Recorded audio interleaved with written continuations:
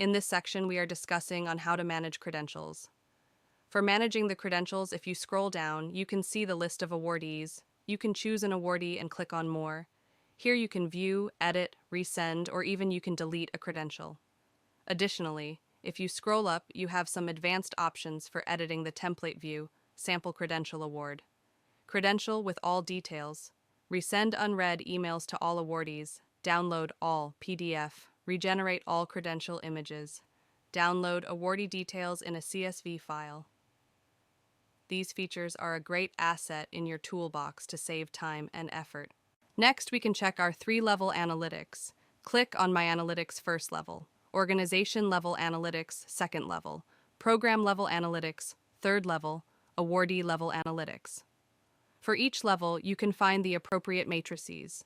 Also, you can download organizational level as well as program level analytics to do a deep analysis. Next is how to add an admin for adding a new admin. First, click on Admin Users, then click Add. Admin User, then enter name, role, and email.